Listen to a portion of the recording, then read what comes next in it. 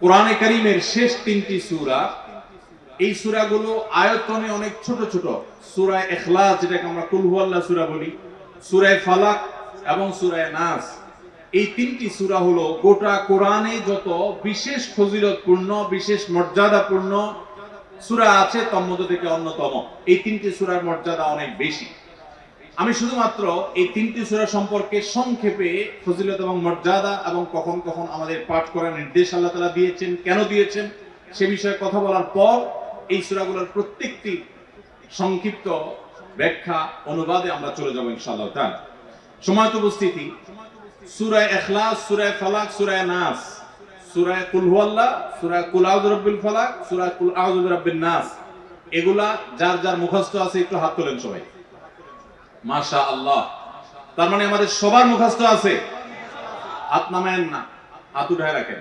আল্লাহ আপনি আমাদের সবাইকে এই তিন সূরার সারমর্ম, এর মর্যাদা, এর ফজিলত, এর নির্দেশ, এর বার্তা, এটা আমাদের সবাইকে গ্রহণ করার, অনুধাবন করার, উপলব্ধি করার, মেনে চলার তৌফিক দান করুন। হাত নামান। সময়ত ভাইরা আমার, কোরআনে কারীমের এই শেষের তিনটা সূরা এমন তিনটা সূরা যে আমাদের প্রিয় নবী সাল্লাল্লাহু আলাইহি সাল্লাম সারা দিনে সবচেয়ে বেশি সংখ্যক বার যেই সূরাগুলোকে ওয়াজিফা হিসাবে, আমল হিসাবে পড়ার নির্দেশ দিয়েছেন কোরআনে কারীমের, সেই সূরাগুলো হলো এই তিনটা সূরা। এই তিনটা সূরা দিনে এবং রাতে যত বেশি সংখ্যক বার পাঠ করতে হয়, অন্য কোন সূরা, এমনকি অন্য কোন দোয়া এত বেশি সংখ্যক বার পাঠের নির্দেশ কোরআনে অথবা হাদিসে কোথাও দেওয়া হয় নাই। তাহলে এই তিনটা সূরার মর্যাদা, এর কি মর্তবা, এর কি বৈশিষ্ট্য, এর কি মাহাত্ম্য আছে সেটা বুঝবার জন্য আর কিছু প্রয়োজন নাই। এই একটি কথা যথেষ্ট যে দিন এবং রাত 24 ঘন্টার ভেতরে কোরআনে কারীমের এই শেষ তিনটা সূরা, সূরা ইখলাস, সূরা ফালাক, সূরা নাস, এগুলোকে যত বেশি সংখ্যক বার নবী সাল্লাল্লাহু আলাইহি ওয়াসাল্লাম পড়ার নির্দেশ দিয়েছেন, তিনি নিজে পাঠ করতেন, এত বেশি সংখ্যক বার অন্য আর কোন দোয়া, আর কোন সূরা, আর কোন আয়াত, আর কোন কিছু পাঠ করার নির্দেশ আমাদেরকে কোরআন হাদিস দেয় নাই। এখান থেকে এই তিনটার সূরা যে আল্লাহর কাছে কত গুরুত্বপূর্ণ, নবী সাল্লাল্লাহু আলাইহি ওয়াসাল্লামের কাছে কত গুরুত্বপূর্ণ, যে রিপিটেডলি এত বেশি সংখ্যক বার পাঠ করার নির্দেশ দেওয়া হয়েছে, এটা পরিষ্কারভাবে বোঝা যায় কি যায় না বলেন? সময়ত ভাইরা আমার, সূরা ইখলাস, সূরা ফালাক, সূরা নাস, এই তিন সূরা দিন এবং রাত সব মিলিয়ে আমাদের প্রিয় নবী সাল্লাল্লাহু আলাইহি ওয়াসাল্লাম তিন জায়গায়, তিনি তিন সময় এই সূরাগুলো পাঠ করতেন। একটা হলো সকাল এবং সন্ধ্যায়। সকাল এবং সন্ধ্যায় নবী করিম সাল্লাল্লাহু আলাইহি ওয়াসাল্লাম তিন কুল পড়তেন। এটাকে সংক্ষেপে বলা হয় তিন কুল। যেহেতু তিন সূরা শুরুতে কুল শব্দটা আছে, এজন্য সংক্ষেপে বলা হয় তিন কুল। এই তিন কুল, ইখলাস, ফালাক, নাস, এই শেষের তিনটা সূরা কোরআনের, এই তিনটা সূরাকে আমাদের প্রিয় নবী সাল্লাল্লাহু আলাইহি ওয়াসাল্লাম সকাল সন্ধ্যায় পড়তেন। একটা টাইম পাইলাম, কোন টাইমে পড়তেন? সকাল এবং সন্ধ্যায়। সকাল এবং সন্ধ্যার পাশাপাশি তিনি রাতে ঘুমানোর আগে আবার পড়তেন। তাহলে দুইটা টাইম পাইলাম। আরেকটা টাইম হলো 5 ওয়াক্ত নামাজের পরেও তিনি পাঠ করতেন। তাহলে কয় টাইম হলো? 3 টাইম। 3 কুল পড়তে হয় প্রতিদিন, রাত পুরা 24 ঘন্টার মধ্যে কয় টাইম? 3 কুল 3 সময়ে পড়তে হয়। সকাল এবং সন্ধ্যা এবং রাত এই সময়গুলোতে পড়তে হয় প্রত্যেকটা 3 বার করে। 3 বার পড়লে কি লাভ হয়? নবী করিম সাল্লাল্লাহু আলাইহি ওয়াসাল্লামের পরিষ্কার হাদিস রয়েছে, যদি কেউ সকালে 3 কুল 3 বার করে পাঠ করে, সূরা ইখলাস 3 বার, সূরা ফালাক 3 বার, সূরা নাস 3 বার যদি কেউ পাঠ করে, সন্ধ্যার আগ পর্যন্ত সারা দিনের জন্য ওই পাঠকারী ব্যক্তি আল্লাহ তাআলার জিম্মায়, আল্লাহর হেফাজতে, আল্লাহর নিরাপত্তায় সে চলে যায়। যত প্রকার অনিষ্ট আছে, ক্ষতি আছে, দৃশ্যমান ক্ষতি, অদৃশ্যমান ক্ষতি, সব ধরনের ক্ষয়ক্ষতি থেকে এবং আকস্মিক বিপদ থেকে, মুসিবত থেকে আল্লাহ রাব্বুল আলামিন ওই ব্যক্তিকে হেফাজত করেন, যে ব্যক্তি ইয়াকিনের সাথে, ঈমানের সাথে, দৃঢ়তার সাথে আল্লাহ তাআলার কাছে প্রার্থনা করে এই সূরাটা সকালে 3 বার পাঠ করে। একইভাবে যে ব্যক্তি সন্ধ্যায় পাঠ করে, মাগরিবের আগে বা পরে, আসরের পর থেকে নিয়ে মাগরিবের আগে কিংবা এশার আগ পর্যন্ত পুরো সময়ের ভিতরে যদি কেউ এই 3 কুল 3 বার পাঠ করে, তো সারা রাত জুড়ে ওই ব্যক্তি, এই পাঠকারী ব্যক্তি আল্লাহ রাব্বুল আলামিনের নিরাপত্তায় প্রবেশ করে যায়। একইভাবে আমাদের প্রিয় নবী সাল্লাল্লাহু আলাইহি সাল্লাম প্রত্যেক 5 ওয়াক্ত নামাজের প্রত্যেক ওয়াক্তের পর এই 3 কুল পাঠ করতেন একবার। কয়বার? একবার সূরা ইখলাস, একবার সূরা ফালাক, আরেকবার সূরা নাস। তাইলে মোট দিন এবং রাতে কয় জায়গায় কয় টাইমে এই সূরাগুলো পাঠ করতে হয়? 3 টাইম। একটা হলো সকাল সন্ধ্যায়, আরেকটা হলো রাতে শোয়ার আগে, আরেকটা হলো 5 ওয়াক্ত নামাজের 5 ওয়াক্ত নামাজের পরে একবার করে, একবার সূরা ইখলাস, একবার সূরা ফালাক, একবার সূরা নাস। ফজরের পরে, আবার যোহরের পরে, আবার আসরের পরে, আবার মাগরিবের পরে, আবার এশারের পরে। তাহলে দিন এবং রাত 24 ঘন্টায় এই 3 কুল কত বেশি গুরুত্বপূর্ণ হলে কোরআনের অন্য কোন সূরা, অন্য কোন আয়াত এত বেশি জায়গায়, এত বিভিন্ন জায়গায়, বিভিন্ন সময়ে নবী সাল্লাল্লাহু আলাইহি ওয়াসাল্লাম এত সংখ্যকবার আমাদেরকে পাঠের নির্দেশ দেন নাই।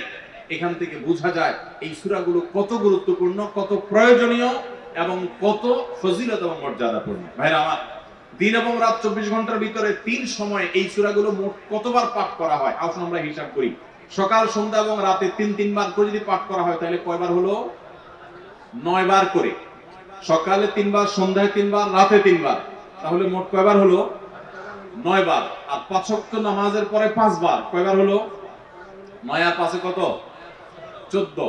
সূরা ইখলাস দিনে কয়বার পড়তে হয়? কমপক্ষে 14 বার পাঠ করা সুন্নাহ। সূরা ফালাক দিনে 14 বার পাঠ করা সুন্নাহ। সূরা নাস দিনে 14 বার পাঠ করা এটা সুন্নাহ নবী সাল্লাল্লাহু আলাইহি সাল্লাম। এই আমলটা আমরা অনেকে জীবনে আজকে প্রথম শুনেছি, অনেকে হয়তো আগে থেকে জানি। আমি এই ফজিলত এবং মর্যাদার কথা যে বললাম, আল্লাহ নবী সাল্লাল্লাহু আলাইহি সাল্লাম যে বলেছেন সকালে পড়লে সারা দিন, সন্ধ্যা পড়লে সারা রাত, রাতে শোয়ার সময় পড়লে, বিশেষ করে রাতে মানুষ ঘুমন্ত অবস্থায় নানা রকমের ক্ষয়ক্ষতির আশঙ্কা থাকে। এই সব ধরনের ক্ষয়ক্ষতি থেকে আল্লাহর নিরাপত্তা এসে চলে আসে। আল্লাহ তার হেফাজতের জিম্মাদারি নিয়ে নেন, দায়িত্বশীল হয়ে যান। সবকিছু থেকে যথেষ্ট, সবকিছু থেকে আল্লাহ তাআলা তাকে নিরাপদ করে দেন। এই বিশ্বাস, এই ইয়াকিন নবী সাল্লাল্লাহু আলাইহি ওয়াসাল্লামের কথার প্রতি আমাদের আছে না নাই? তাহলে এই সূরাগুলো আমরা আজ থেকে আমল করব তো ইনশাআল্লাহ।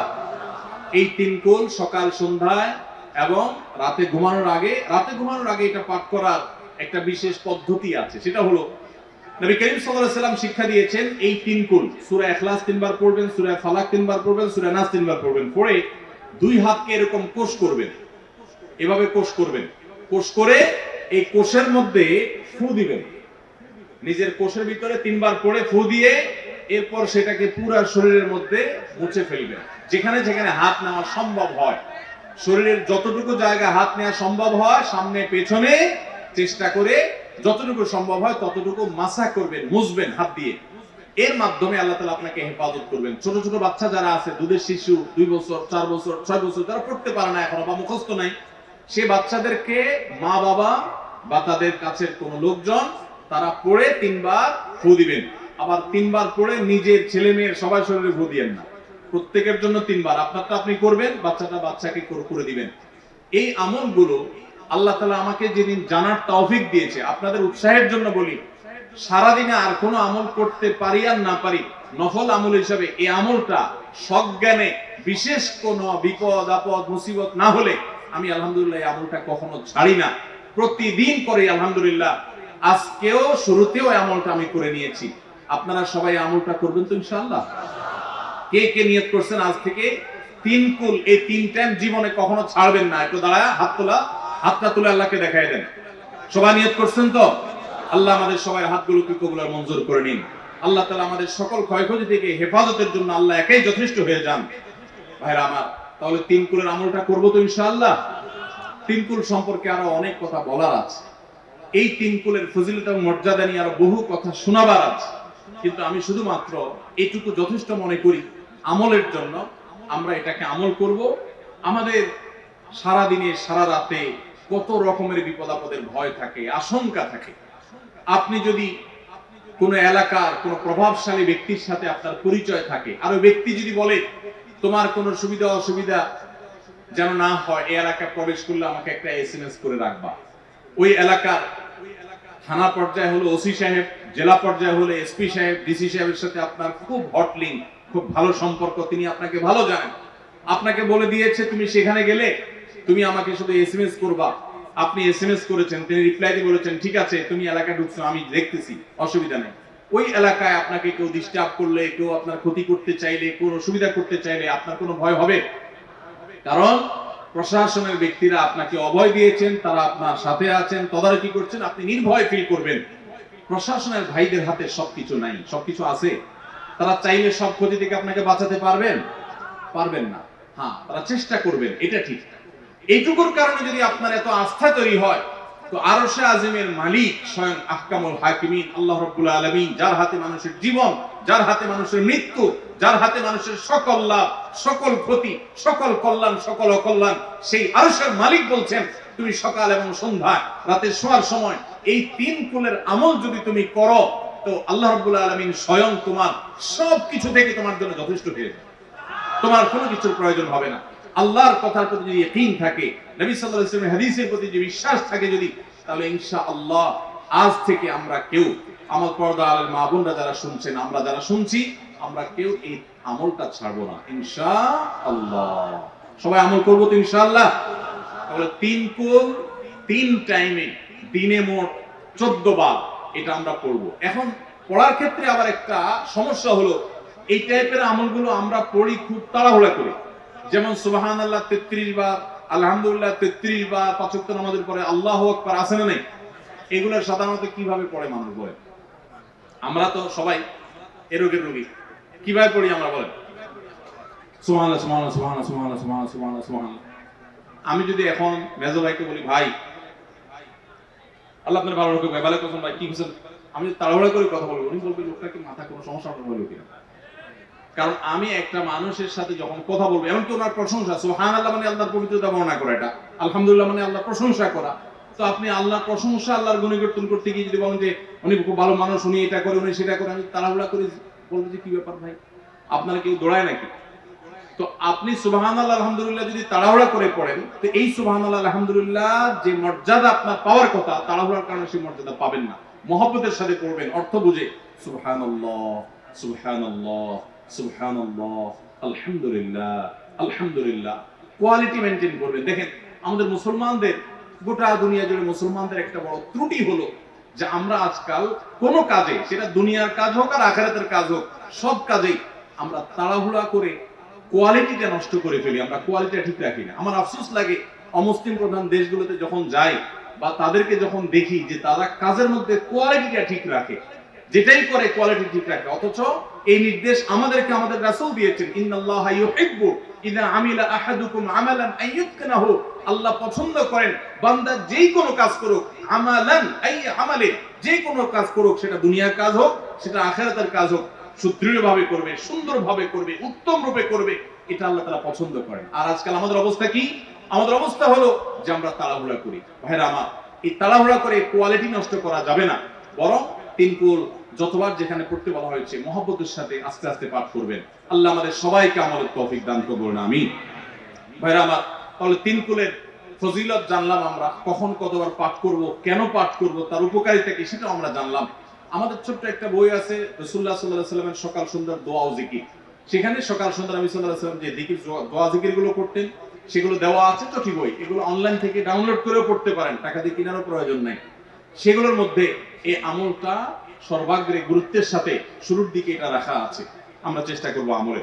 এবার আমি চলে যাচ্ছি সূরা ইখলাস, সূরা ফালাক এবং সূরা নাস, তিনও সূরা সংক্ষেপে একটু এটার অর্থ এবং এটার ব্যাখ্যাটা আপনাদেরকে জানাবো। প্রথম নম্বরে চলে আসি আমরা সূরা ইখলাসের ব্যাপারে। সূরা ইখলাস, এটাকে আমরা সাধারণত কুল হুয়াল্লাহ সূরা বলি, তাই না? ইখলাস মানেটা কি? আমরা যেহেতু এই সূরাগুলো নামাজের মধ্যে সবচেয়ে বেশি পাঠ করি, ঠিক না বেঠিক? এই সূরাগুলো অর্থাৎ শেষের দিককার সূরাগুলো আমরা যেহেতু বেশি নামাজের মধ্যে পাঠ করি, এই সূরাগুলোর অর্থ যদি আমি জানি, ব্যাখ্যা যদি আমি জানি, তাহলে নামাজের মধ্যে মনোযোগ ধরে রাখা সহজ হবে। কারণ আপনি মুখে কি পড়তেছেন, আপনি যে অর্থ বুঝেন না, মন্ত্রের মতো পাঠ করতেছেন, যদিও না বুঝে পড়লেও আপনি সওয়াব পাবেন, কিন্তু না বুঝে পড়লে তো আর এই কোরআনে আল্লাহ কি বলেছে এটা আপনি জানতে পারবেন না, না জানলে সে অনুযায়ী আপনি আমলও করতে পারবেন না। এজন্য আমাদেরকে বুঝতে হবে। এজন্য সূরা ইখলাস সম্পর্কে আমরা জানি, ইখলাস এই সূরার নাম, সূরার নাম হলো সূরাতুল ইখলাস বা ইখলাসের সূরা। ইখলাস শব্দের একটা অর্থ হলো পিওর করা, খাঁটি করা। তার মানে আমাদের ইবাদতটা শুধু আল্লাহর জন্য হবে, খাঁটি হবে, এখানে কোনো ভেজাল অন্য কারোর জন্য সেটা হবে না। আমাদের দোয়াগুলো সব শুধু আল্লাহর জন্য হবে, খাঁটি এবং ফ্রেশ ভাবে আল্লাহর জন্য নিবেদন করবো, সাথে আর কারোর সেখানে শরীক করব না।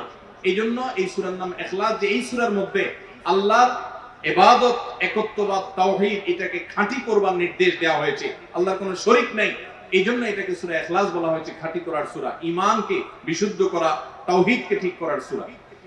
একইভাবে ইখলাসের আরো বিভিন্ন অর্থ এবং বিভিন্ন ব্যাখ্যা আছে, আমরা শুধু এইটুকু বলি। এরপর আসা যাক সূরা কুল হুয়াল্লাহ। কেন আল্লাহ তাআলা এই সূরাটা নাজিল করলেন? কোরআনে কারীমের বিভিন্ন সূরা, বিভিন্ন আয়াত নাজিলের প্রেক্ষাপট আছে, যেটাকে শানে নুজুল বলা হয়।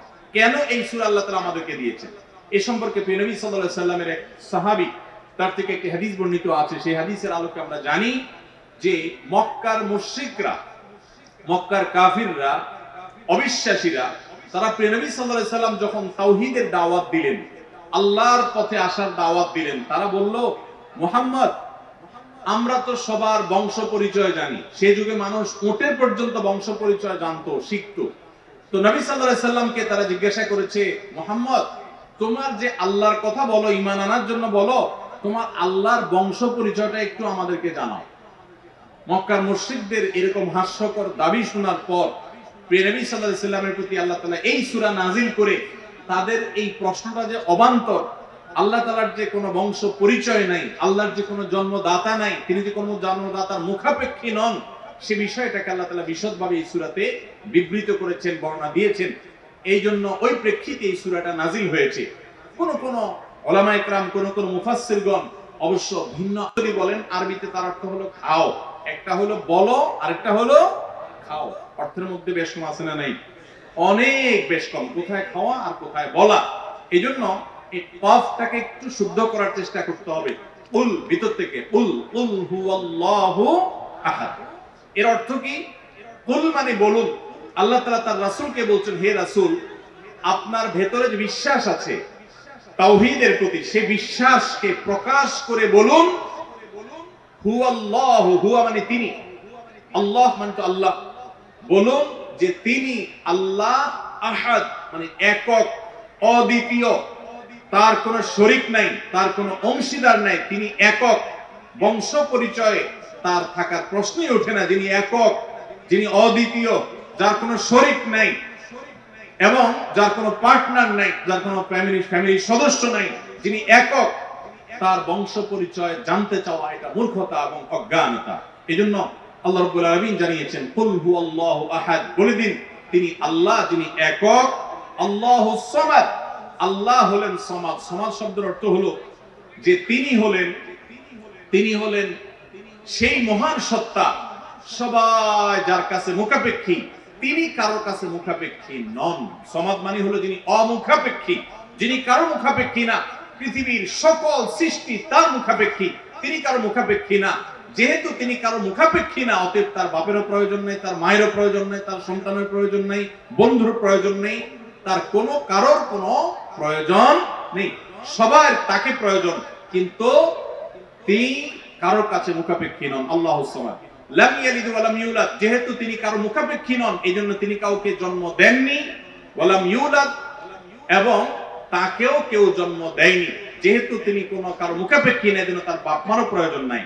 আমরা দুনিয়াতে আসার জন্য বাপ মার মুখাপেক্ষী, বাপ মা ছাড়া আসতে পারি না। যেহেতু আল্লাহ কারো মুখাপেক্ষী নন, এই জন্য তার কোনো জন্মদাতার প্রয়োজন হয়নি। ওয়া লাম ইউলাদ, এবং তিনি কাউকে জন্ম দেননি।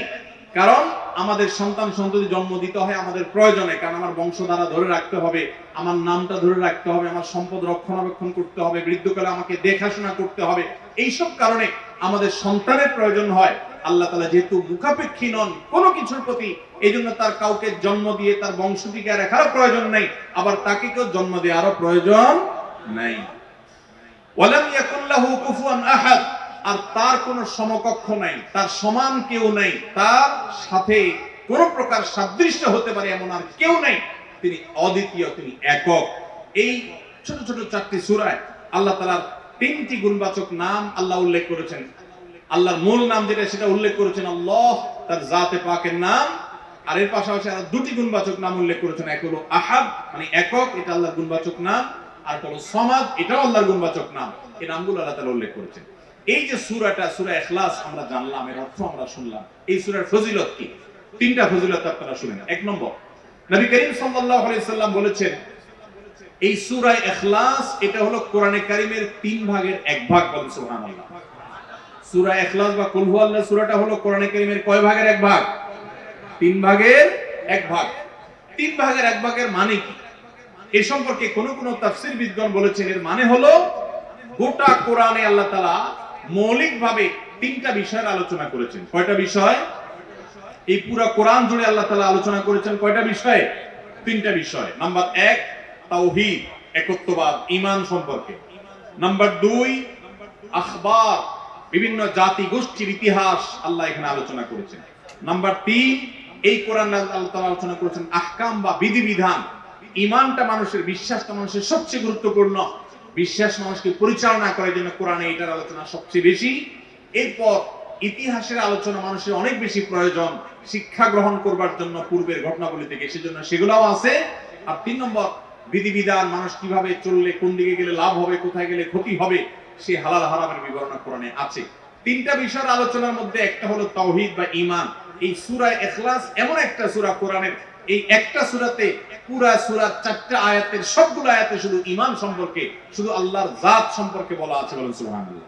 ভাইরা আমার, এই সূরা ইখলাস বা সূরা কুল হুয়াল্লাহ এটা কোরআনে কারীমের 3 ভাগের 1 ভাগ। এটা একটা ব্যাখ্যা। আরেকটা ব্যাখ্যা হলো কোরআনে কারীম যদি কেউ পুরাটা পড়তে পারে যে পরিমাণ সওয়াব সে লাভ করবে। শুধু কুল হুয়াল্লাহ সূরা যদি একবার পাঠ করে, কয়বার? একবার যদি পাঠ করে, কোরআনে কারীমের 3 ভাগের 1 ভাগ তেলাওয়াত করার সওয়াব আল্লাহ তাআলা ওই ব্যক্তিকে দান করেন। তাহলে যদি কেউ 3 বার পাঠ করে, তাহলে এখান থেকে বোঝা যায় যে আল্লাহ তাআলা তাকে পুরা কোরআন একবার তেলাওয়াতের সওয়াব দান করবে। পুরা কোরআন কষ্ট করে তেলাওয়াত করলে সেটার যে মর্যাদা হবে সেটা অবশ্যই ভিন্নতর। কিন্তু 3 কুল সূরা ইখলাস এটাকে 3 বার পাঠ করলে আল্লাহ রাব্বুল আলামিন কোরআনে কারীমের পূর্ণাঙ্গ কোরআন তেলাওয়াতের সওয়াব পাবেন বলে অনেক উলামায়ে কেরাম মুহাদ্দিসিনে কেরাম বলেছেন এই হাদিসের আলোকে। এটা হলো দ্বিতীয় ফজিলত। প্রথম ফজিলত। দ্বিতীয় ফজিলত হলো আমাদের প্রিয় নবী সাল্লাল্লাহু আলাইহি ওয়াসাল্লামের সময় তিনি এক দলকে একটা অভিযানে পাঠিয়েছেন। তাদের মধ্যে যিনি ইমাম সাহেব ছিলেন, ওই আল্লাহর বান্দা প্রত্যেক নামাজের মধ্যে যে কোনো সূরা পড়তেন, যে কোনো কেরাত পড়তেন, শেষে সূরা ইখলাসটা অবশ্যই পাঠ করে তারপর রুকুতে যাইতেন। এখন সাহাবীদের মধ্যে একটা প্রশ্ন দেখা দিল যে এই লোকটা প্রত্যেক রাকাত নামাজে সূরা ফাতিহা আলহামদু সূরা পাঠ করার পর যেই সূরাই পড়েন, যেই কেরাতই পড়েন, সাথে আবার কুল হুয়াল্লাহটা কেন পড়েন?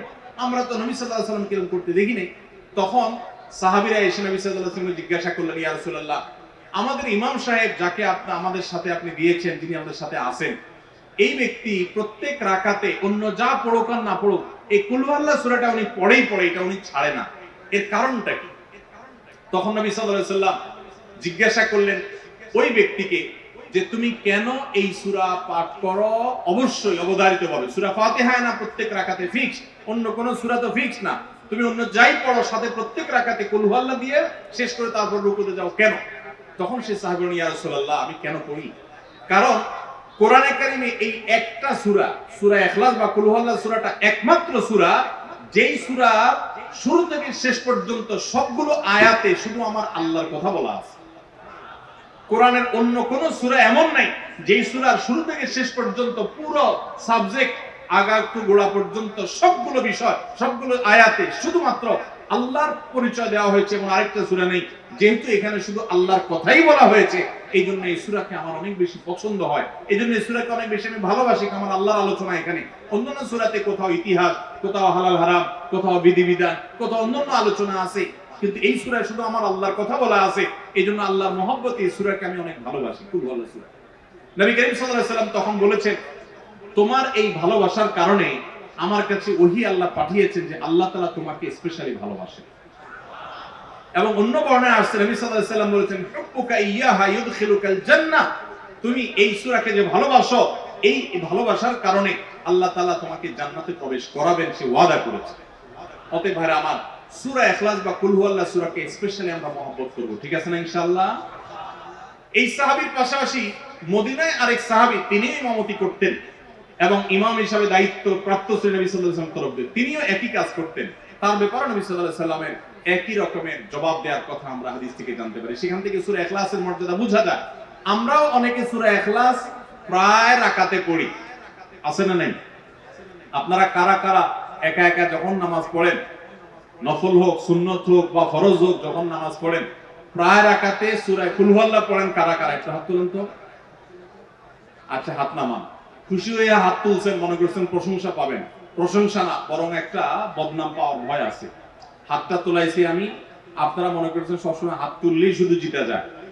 দেখেন, যারা সূরা ইখলাসকে মহব্বত করে, এই যে ঘটনা আমরা শোনালাম নবী সাল্লাল্লাহু আলাইহি ওয়াসাল্লাম, এটা জেনে যে আমার আল্লাহর আলোচনা আছে এই সূরায়, অন্য কোনো আলোচনা নাই, আল্লাহর পরিচয় উল্লেখ করা আছে, আল্লাহর বৈশিষ্ট্য এবং ক্ষমতার উল্লেখ আছে, সেই মহব্বতে যদি কেউ সূরা ইখলাসকে মহব্বতের সাথে ধীরে ধীরে পড়ে, তাহলে তো তিনি অবশ্যই আল্লাহর কাছে বিশেষ মর্যাদা পাবেন। ওই সাহাবীর মতো আল্লাহর ভালোবাসা পাওয়ার সম্ভাবনা জোরালো। তবে আমাদের বেশিরভাগ মানুষ কুল হুয়াল্লাহ সূরা দিয়ে নামাজ পড়ে, নামাজ শর্ট করার জন্য। ঠিক না বেঠিক? তাহলে এবার যদি আমি বলি কারা কারা নামাজ সংক্ষেপ করার জন্য কুল হুয়াল্লাহ সূরা দিয়ে নামাজ পড়েন, তাহলে দেখা যাবে হাত ওইগুলো আবার উঠছে। তাহলে সংক্ষেপ করার উদ্দেশ্যে সূরা কুল হুয়াল্লাহ পড়লে সেটার কারণে আল্লাহর কাছে সওয়াব পাবেন না, বরং আপনার নামাজের মর্যাদা আরো কমবে। নামাজ কি সংক্ষেপে করতে হয় না লম্বা সময় নিয়ে করতে হয়? আমরা খাওয়াটা খুব ধীরে সুস্থে খাই, ঘুমটা খুব ঠান্ডা মাথায় যায়, কাজ কাম খুব ঠান্ডা মাথায় করি, শ্বশুর বাড়ি গেলে খুব আস্তে ধীরে যাই, সব কাজগুলো আমরা ধীরে সুস্থে করা পছন্দ করি। শুধু নামাজের বেলা আসলে, জিকির তসবির বেলা আসলে আমরা 4G 5G গতিতে, তুফান মেলের গতিতে যত তাড়াতাড়ি সম্ভব করার চেষ্টা করি। সব জায়গায় গতি ভালো না, মোবাইলের নেট স্পিডের গতি ভালো বুঝলাম, কিন্তু তেলাওয়াত যে যত ধীরে ধীরে করবে, নামাজ যে যত আস্তে আস্তে পড়বে, আপনি মসজিদে লক্ষ্য রাখবেন, আপনার মসজিদে যেই লোকটার নামাজের সবচেয়ে বেশি সময় লাগায়, যেই লোকটার 2 রাকাত নামাজে সবচেয়ে বেশি সময় ব্যয় করে, আপনি নিশ্চিত ধরে নেবেন এই লোকটার নামাজি হিসাবে তত আল্লাহর কাছে প্রিয় এবং শ্রেষ্ঠ। অতএব সময় নিয়ে নামাজ পড়বো তো ইনশাআল্লাহ। আমাদের অনেকেরই তাড়াহুড়া করে নামাজ পড়ার স্বভাব আছে ভাইরা, ভালো না এটা। যাই হোক, তো সূরা ইখলাস আমরা এটাকে সংক্ষেপ করার জন্য পড়বো না, মহব্বত করার জন্য পড়বো আজ থেকে, ঠিক আছে তো ইনশাআল্লাহ। কুল হুয়াল্লাহ সূরার আরেকটি ফজিলত বলে আমি শেষ করতে চাই, সেটি হলো যে নবী করিম সাল্লাল্লাহু আলাইহি সাল্লামের একটা হাদিস আছে যে কেউ যদি 10 বার সূরা ইখলাস বা কুল হুয়াল্লাহ সূরা পাঠ করে, কয়বার? 10 বার, রাতে দিনে যে কোনো সময় 10 বার যদি কেউ কুল হুয়াল্লাহ সূরা পাঠ করে, আল্লাহর নবী সাল্লাল্লাহু আলাইহি সাল্লামের হাদিসে ওয়াদা রয়েছে আল্লাহ তাআলা ওই ব্যক্তির জন্য জান্নাতে একটা বিশাল প্রাসাদ নির্মাণ করবে। দুনিয়ার কোনো প্রাসাদ না ভাই, পামজমারার প্রাসাদ না ভাই, এটা কোনো দুবাই বা পৃথিবীর কোনো গুরুত্বপূর্ণ জায়গার লোভনীয় কোনো আকর্ষণীয় কোনো জায়গার প্রাসাদ না ভাই, জান্নাতের প্রাসাদ। দুনিয়ার প্রাসাদ রেখে চলে যেতে হবে, জান্নাতের প্রাসাদ যে একবার পেয়ে যাবে অনন্ত অসীমকাল পর্যন্ত আর তার সেখান থেকে বের হতে হবে না, তার থেকে ছুটবে না। আল্লাহ আমাদের সবাইকে ফজিলত অর্জন করার তৌফিক দান করুন, আমিন। তাহলে সূরা ইখলাস 10 বার মাঝে মধ্যে পড়তে যদি আমরা চেষ্টা করি, পুরা সূরাটা একবার পড়তে 1 মিনিট সময় কিন্তু লাগে না। কুল হুয়াল্লাহু আহাদ আল্লাহুস সামাদ লাম ইয়ালিদ ওয়া লাম ইউলাদ ওয়া লাম ইয়াকুল লাহু কুফুয়ান আহাদ। কয় সেকেন্ড সময় লাগছে? 20 সেকেন্ড, 25 সেকেন্ড। আপনি চাইলে 1 মিনিটে 3 বার কুল হুয়াল্লাহ সূরা পড়তে পারেন, তার মানে 1 মিনিটে পুরো কোরআন খতম দেওয়ার সওয়াব আপনি লাভ করতে পারেন। তাহলে অবসর সময়গুলোতে আমরা মুখস্থ তো সবারই আছে, পড়ার চেষ্টা করব না ইনশাআল্লাহ। আল্লাহ আমাদের সবাইকে তৌফিক দান করুন। এবং পড়ার পাশাপাশি এই সূরাতে আল্লাহর একত্ববাদের কথা বলা আছে, মূল বিষয়টা সেটা, শুধু সওয়াব আহরণ করাই উদ্দেশ্য না, বরং এখান থেকে আল্লাহর একত্ববাদের শিক্ষা নিতে হবে। আল্লাহ একক, কুল হুয়াল্লাহু আহাদ।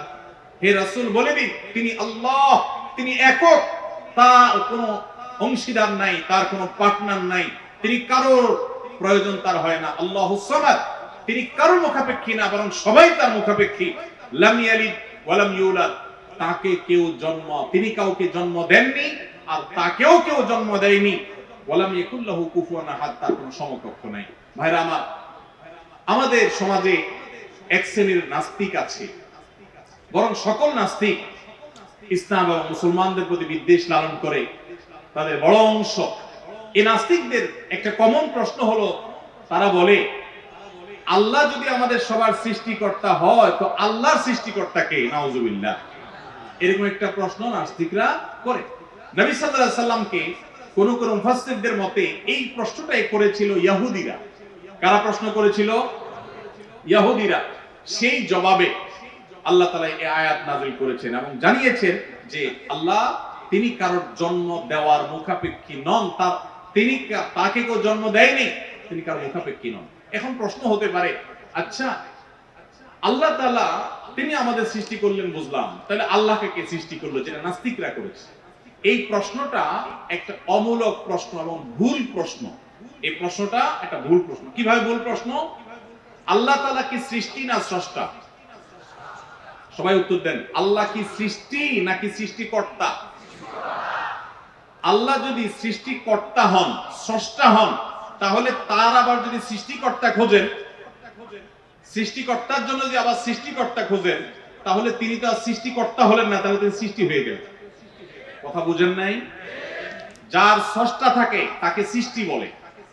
আমার একজন স্রষ্টা, এক সত্তা আছে, স্রষ্টা, যিনি আমাকে সৃষ্টি করেছেন, আপনাকে সৃষ্টি করেছেন, তাহলে আমরা হলাম সৃষ্টি। যাকে কেউ সৃষ্টি করে তিনি হলেন সৃষ্টি। আমাদের আল্লাহর যদি আরেকজন স্রষ্টা আপনি খোঁজেন, তার মানে আপনি আল্লাহকে সৃষ্টি মনে করতেছেন। আসলে আল্লাহ তো সৃষ্টি না, তিনি হলেন কে? স্রষ্টা। স্রষ্টার আর কোন সৃষ্টিকর্তার প্রয়োজন। যদি বলেন যে আল্লাহরও আবার সৃষ্টিকর্তা লাগবে, তখন তো প্রশ্ন আসবে সেই সৃষ্টিকর্তার আবার সৃষ্টিকর্তাকে। এইভাবে তো অনন্ত অসীমকাল পর্যন্ত যেতে থাকবে, এটা তো হতে পারে না। এই জন্য পৃথিবীর সব কিছু, সৃষ্টি জগতের সব কিছু কোনো কারণ ছাড়া হয় না। এক মহান সত্তা আল্লাহ রাব্বুল আলামিন, তিনি এমন এক সত্তা যে তিনি নিজে সবকিছু সৃষ্টিকর্তা, তাকে কেউ সৃষ্টি করেন নাই। তার আগে চিন্তা করে যদি আপনি হয়রান হন, তো আল্লাহর কাছে পানা চাইবেন, বরং এই চিন্তা না করে আপনি আল্লাহর প্রতি ঈমান আনবেন, শয়তান থেকে পানা চাইবেন। এই যে তিন কুল, এই তিন কুলের আমল এত গুরুত্বপূর্ণ যে আপনাকে শয়তান যখন মনের ভিতর আল্লাহর অস্তিত্ব নিয়ে বাজে চিন্তা করায়, আমাদের কাছে যেসব প্রশ্ন আসে আজকাল, শত শত প্রশ্ন আসে যে হুজুর হঠাৎ করে মনের মধ্যে আল্লাহ সম্পর্কে বাজে চিন্তা আসে, খারাপ চিন্তা আসে, খারাপ কথা মনের মধ্যে আসে, এটা শয়তান করা।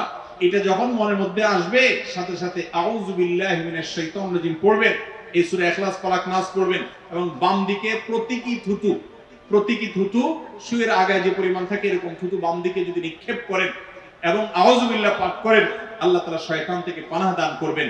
এবং মনে রাখবেন, মুসলমানের মনের ভিতরে আল্লাহ সম্পর্কে বাজে চিন্তা আসলে বুঝতে হবে যে ইবলিস হাজির হয়ে গেছে। কে হাজির হয়েছে? ইবলিস আমার মনের ভিতরে কুচিন্তা ঢুকাচ্ছে। এটা মনে হওয়ার সাথে সাথে আমি আরো জোরসে বলবো, কুল হুয়াল্লাহু আহাদ আল্লাহুস সামাদ লাম ইয়ালিদ ওয়া লাম ইউলাদ ওয়া লাম ইয়াকুল লাহু কুফুয়ান আহাদ। আল্লাহ আমাদের সবার ঈমানকে হেফাজত করার তৌফিক দান করুন। ভাইরা আমার, তাহলে আমরা সূরা ইখলাস সম্পর্কে জানলাম, এই সূরার ফজিলত এবং মর্যাদা সম্পর্কে জানলাম, কখন পাঠ করতে হয় সেটাও জানলাম, এর অর্থও জানলাম। বেশি বেশি করে অর্থ বুঝে বুঝে প্রত্যেকটা আয়াতের অর্থ মনে করে করে নামাজে পড়বেন, সকাল সন্ধ্যা পড়বেন। কুল, হে রাসূল বলুন, হুয়াল্লাহু, তিনি আল্লাহ আহাদ, একক, আল্লাহুস সামাদ, তিনি কারো মুখাপেক্ষী না, সবাই তার মুখাপেক্ষী, তার কোনো স্রষ্টার প্রয়োজন নাই, সবাই স্রষ্টা তিনি। লাম ইয়ালিদ ওয়া লাম ইউলাদ, তিনি কাউকে জন্ম দেননি আর তাকেও কেউ জন্ম দেয়নি। ওয়ালাম ইয়াকুল লাহু কুফুয়ান আহাদ, কুফু মানে সমান, তার সমান আর কেউ নাই, তার সামঞ্জস্য, তার সমতুল্য আর কেউ হতে পারে না, তিনি একক এবং অদ্বিতীয়। আল্লাহ তাআলা আমাদেরকে তার জাতের প্রতি, তাওহীদের প্রতি ঈমানকে সঠিকভাবে অবিচল রাখার তৌফিক দান করুন। আল্লাহ একক কোন দিক থেকে? ইবাদতের উপযুক্ততার ক্ষেত্রে আল্লাহ একক। ইবাদত আর কেউ পাওয়ার উপযুক্ত নাই। সমস্ত ইবাদত, সকল দোয়া, সকল প্রার্থনা শুধু কার কাছে হবে? অতএব কোন বিপদে পড়লে কোন মাজারে গিয়ে, কোন মৃত মানুষের কাছে, কোন মুর্দা পীরের কাছে, কোন অদৃশ্য শক্তির কাছে সাহায্য চাইলে সেটা শিরক হবে, ঈমান নষ্ট হবে। সাহায্য চাইতে হবে সাথে সাথে কার কাছে? আল্লাহর কাছে। ভাইরা আমার, আমাদের অনেক মুসলমান ভাই আছে আল্লাহর কাছে সাহায্য চাইতে জানে না, আল্লাহর কাছে সাহায্য চাইতে জানে না, তারা বিভিন্ন মাজারে চলে যায়, শিরক করে ঈমানকে নষ্ট করে ফেলে। মনে রাখবেন, আমাদের সাধারণ মানুষের অনেকের মধ্যে একটা রোগ আছে, মনে করে যে আমার গুনাহগারের কথা কি আর আল্লাহ শুনবেন? এই মানসিকতা আমাদের অনেক মধ্যে আছে না নেই? অনেকে দেখবেন নিজে দোয়া করে না, হুজুরের কাছে শুধু দোয়া চায়। হুজুরের কাছে দোয়া চাওয়াটা গুনাহের কথা না, এটা জায়েজ, চাওয়া যায়, কিন্তু নিজে না করে সারাদিন শুধুমাত্র হুজুরের কাছে দোয়া চাওয়াটা ভুল। আপনি নিজে আল্লাহর কাছে দোয়া করা শিখবেন। আল্লাহ বলেছেন যে উদউনি আস্তাজিব লাকুম, তোমরা আমার কাছে দোয়া করো। আল্লাহ বলেছেন আমি তোমাদের দোয়া কবুল করব, আল্লাহ ওয়াদা করেছেন। আপনি যত নাখান্দা মানুষ হন, আপনি যত সাধারণ মানুষ হন, আমরা যত গুনাহগার মানুষ হই না কেন, আমরা যদি আল্লাহর কাছে হাত তুলে হুজুররা যেরকম মায়ের পেজ দিয়া সুন্দর সুরে সুরে কণ্ঠে আপনার মধুরতা মাখিয়ে, তারপরে আপনার ছন্দের তালে তাল মিলিয়ে কবিতার ছন্দের সাথে আয়াত পড়ে দোয়া পড়ে আল্লাহর কাছে চাইতে পারে, আমরা এত সুন্দর করে চাইতে পারি না, কোনো অসুবিধা নেই ভাইরা আমার। আল্লাহর কাছে চাওয়ার জন্য মায়ের পেটের কোনো কথার দরকার হয় না, চালাকির দরকার হয় না। আরে যার বলার শক্তি পর্যন্ত নাই, সেই বোবাও যদি মনে মনে আল্লাহর কিছু চায়, কাছে কিছু চায়, আল্লাহ তাআলা আলিমুম বিদাতি সুদূর, বান্দার অন্তরের খবর পর্যন্ত আল্লাহ রাখেন, তার দোয়াও আল্লাহ তাআলা কবুল করেন। এখন আপনারা অনেকে বলবেন আমি এত বেশি নামাজ কালাম পড়ি না, আমি অনেক গুনাহ করি, গান শুনি, হারাম কাজ করি, অনেক খারাপ কাজে লিপ্ত, আমার দোয়াকে আল্লাহ কবুল করবেন? আমি আপনাকে কোরআনের আলোকে আল্লাহর প্রতি আস্থা রেখে বলছি যে আপনি যত গুনাহগার বান্দাই হন না কেন, আল্লাহর কাছে যদি আপনি চাওয়ার জন্য সেই রকম আন্তরিকতা নিয়ে আপনি চান, খুব মায়ের পেজ দিয়ে না চান, আল্লাহ আমি একটু চাকরি নিয়ে বিপদে আছি, আল্লাহ আপনার হাতে সব কিছু, আমার মালিক, আমার কর্তৃপক্ষ, বস, সবার মন আপনার নিয়ন্ত্রণে, আপনি আমার চাকরির সমস্যাটা দূর করে দেন, আল্লাহ আমি বিপদে আছি এটা দূর করে দেন, আল্লাহ তাআলা আপনার দোয়া কবুল করবেন। এজন্য আমরা দোয়া করব কার কাছে? ইনশাআল্লাহ আল্লাহর কাছে। ওয়াইদা সাআলতা ফাসআলিল্লাহ ওয়াইদা ইসতাআনতা ফাসতাইন বিল্লাহ। নবী সাল্লাল্লাহু আলাইহি ওয়াসাল্লাম শিক্ষা দিয়েছেন তার এক সাহাবীকে, চাইবা যখন আল্লাহর কাছে, সাহায্য চাইবা আল্লাহর কাছে। আল্লাহ আমাদের সবাইকে তৌফিক দান করুন। তাহলে সূরা ইখলাসের মূল শিক্ষাটা হলো, সূরা ইখলাস আমাদেরকে তাওহীদবাদী হতে শেখায়, একত্ববাদের শিক্ষা দেয়। ইহুদিরা তারা উযাইর আলাইহিস সালামকে আল্লাহর পুত্র বলে, নাউজুবিল্লাহ। খ্রিস্টানরা ঈসা আলাইহিস সালামকে আল্লাহর পুত্র বলে, নাউজুবিল্লাহ। মারইয়ামকে আল্লাহর স্ত্রী বলে, নাউজুবিল্লাহ। মক্কার মুশরিকরা ফেরেশতাদেরকে আল্লাহর কন্যা বলে, নাউজুবিল্লাহ। এই সব কিছু থেকে পবিত্র মুসলমানেরা তারা কোনো প্রকার সীমা লঙ্ঘন করে না, তাদের নবীকে অন্য কাউকে আল্লাহর সন্তান সাব্যস্ত করে না। কোরআনের এই সূরায় আল্লাহ তাআলা সেটাই বলেছে। অতএব আল্লাহ সম্পর্কে সেই সঠিক ধারণাটা আমরা গ্রহণ করব, এটা হলো এই সূরার শিক্ষা। এবার আসা যাক সূরা ফালাক এবং নাস। সূরা ফালাক এবং সূরা নাস এই দুইটা সূরাকে বলা হয় মুআউযাতাইন।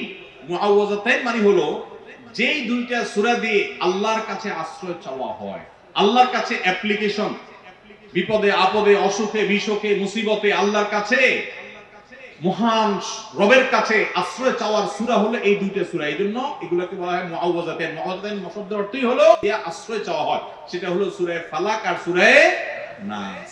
আপনার যদি কোনো বিপদ হয়, আজকে অনেক ভাই প্রশ্নে লিখেছে, অনেক সময় মানুষ বলে ভাই আমার বাচ্চাটার এই সমস্যা, আমার ওই ওয়াইফের এই সমস্যা, আমার স্বামীর এই সমস্যা, আমার এই সমস্যা, আমরা আল্লাহর কাছে আশ্রয় চাইতে জানি না। আজকে শিখে যান, আপনি কোন আলেমের কাছ থেকে দোয়া দুরূদ পড়িয়ে নিতে পারেন, পানি পড়া নিতে পারেন, তেল পড়া নিতে পারেন, শরীরে ফু দিয়ে নিতে পারেন, এগুলো জায়েজ। রুকিয়া, ঝাড়ফুঁক বলে এগুলোকে, কোরআন আয়াত দিয়ে এগুলো করলে অসুবিধা নেই ঝাড়ফুঁক করা। কিন্তু আপনারা যারা এখানে আছেন সবাই এই আমলটা করতে পারেন। সেটা কি? সূরা ফালাক এবং সূরা নাস আপনারা ঠিকমতো পড়বেন। দেখেন আপনার বাচ্চার কোনো অসুবিধা হয়েছে, আপনি নিজে পড়বেন। কোন হুজুর দিয়ে করাতে পারলে ভালো। রাত 10টা বাজে বাচ্চা হঠাৎ কান্নাকাটি শুরু করছে, অস্বাভাবিক, আপনার কাছে মনে হচ্ছে অস্বাভাবিক কিছু, তো আপনি সূরা ইখলাস, সূরা ফালাক, সূরা নাস 3 বার পড়ে বাচ্চাকে ফু দেন। যদি আল্লাহর প্রতি ইয়াকিন থাকে আপনার, আল্লাহর শপথ করে বলছি, আমি নিজে আমার জীবনে বহুবার এই 3 সূরা পড়ে তৎক্ষণাৎ একেবারে পড়ার সাথে সাথে আমি কার্যকরিতা আমার চোখে বহুবার দেখেছি আলহামদুলিল্লাহ। অতএব আপনি যদি ইয়াকিনের সাথে সূরা ফালাক, সূরা নাস, বিশেষ করে এই দুইটা সূরা আর সূরা ইখলাস সহ পড়তে পারলে আরো ভালো, তিনটা সূরা যদি আপনি পড়ে বাচ্চাকে ফু দেন, নিজের শরীরে ফু দেন। নবী করিম সাল্লাল্লাহু আলাইহি সাল্লাম সূরা ফালাক, সূরা নাস এই দুইটা সূরা পড়ে নিজের শরীরে প্রায় ফু দিতেন, আমাদের আয়েশা রাদিয়াল্লাহু আনহা বর্ণনা করেছেন। এইজন্য এই দুইটা সূরা আমাদের পড়া উচিত।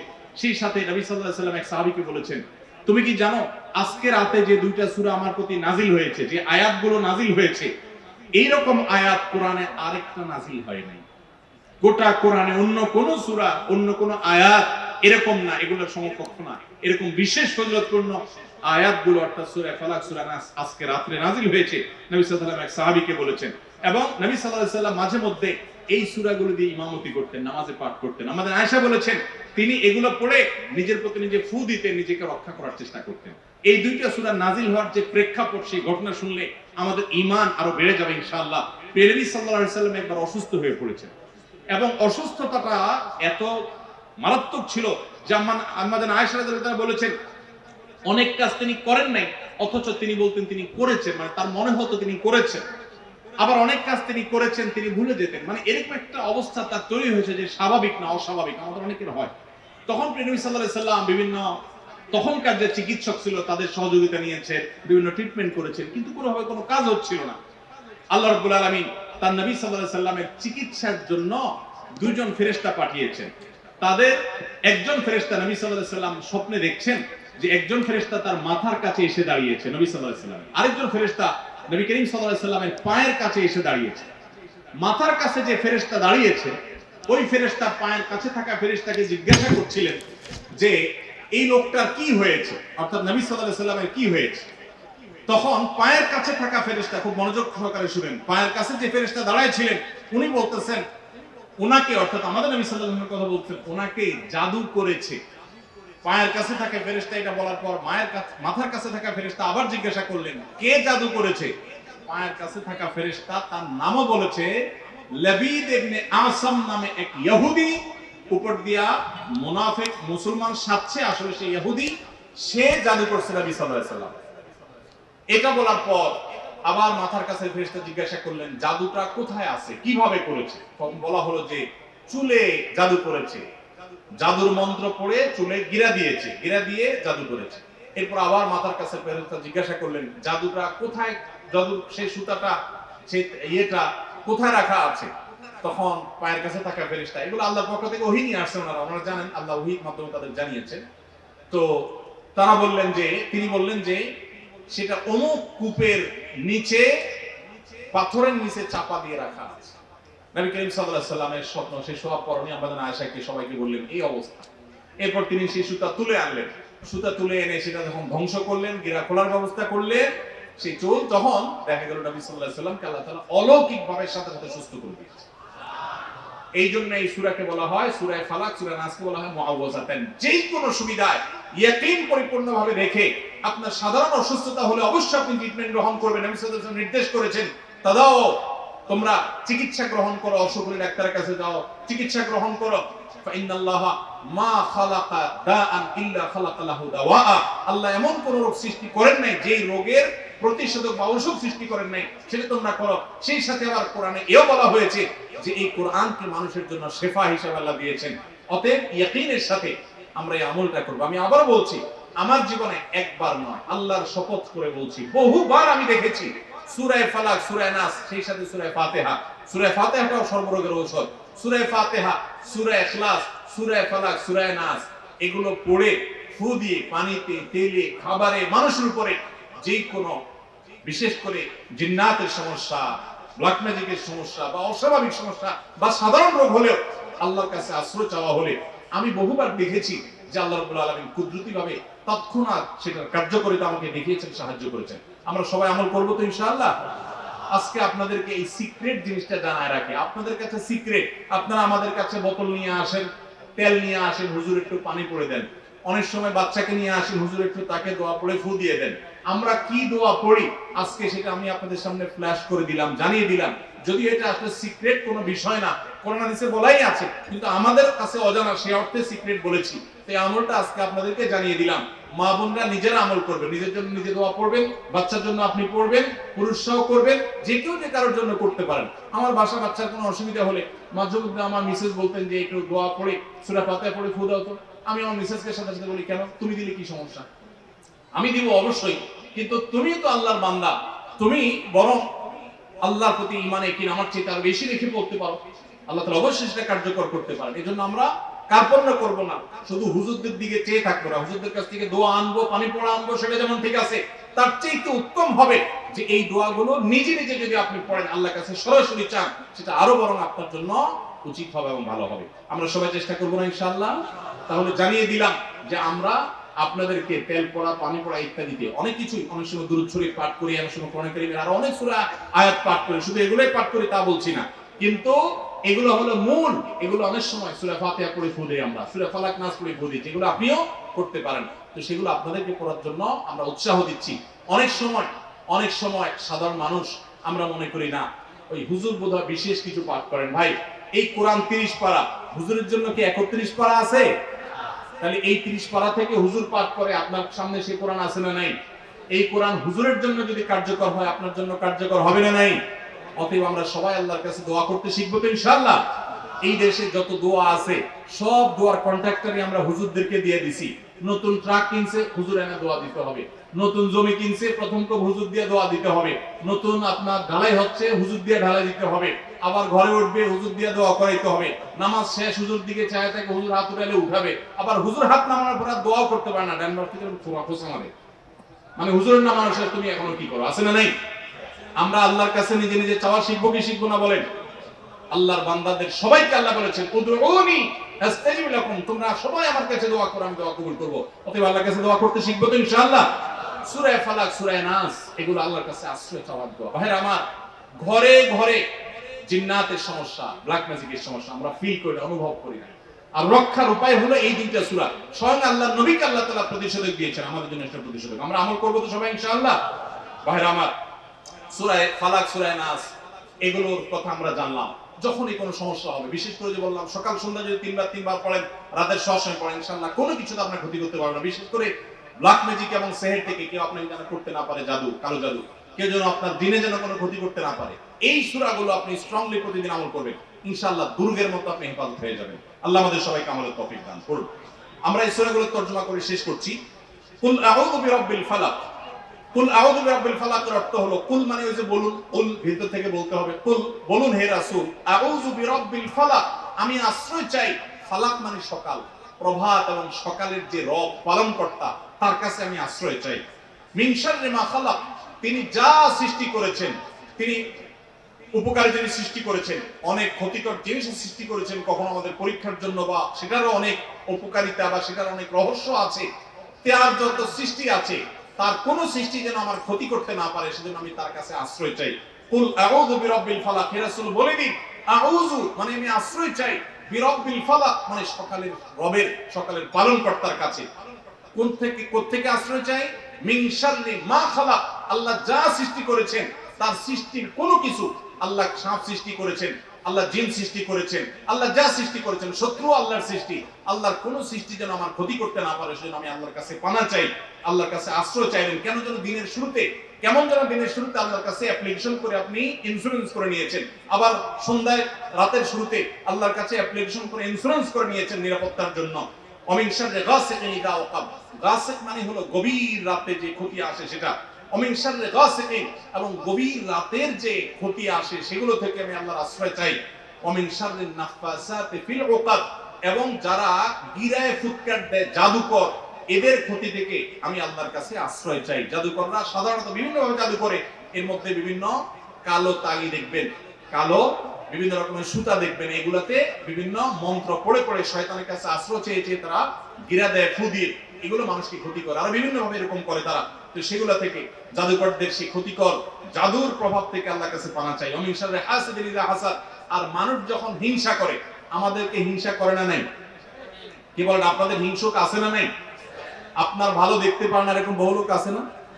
এই হিংসা করলে অনেক সময় বদনজর লাগে, বদনজর, এটাকে বলে বদনজর। আপনার ভালো কিছু হতে আরেকজনের জ্বালা পড়া শুরু হয়েছে, এর কারণে অনেক সময় মানুষ ক্ষতিগ্রস্ত হয়, এটাকে বদনজর বলা হয়।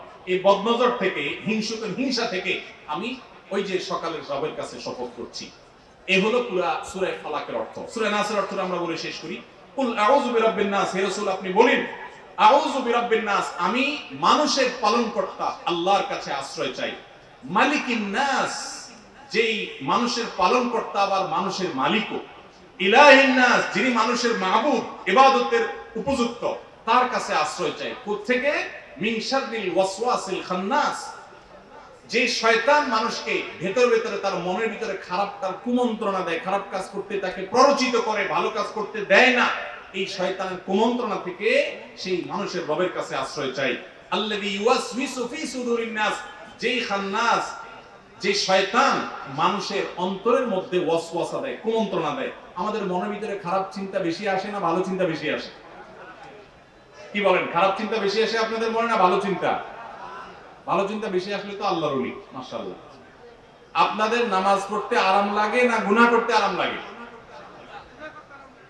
এটাই বাস্তবতা। শয়তান আমাদের কাছে সবসময় আকর্ষণীয় করে তুলবে, এটা থেকে আল্লাহর কাছে পানা চাওয়া হয়েছে।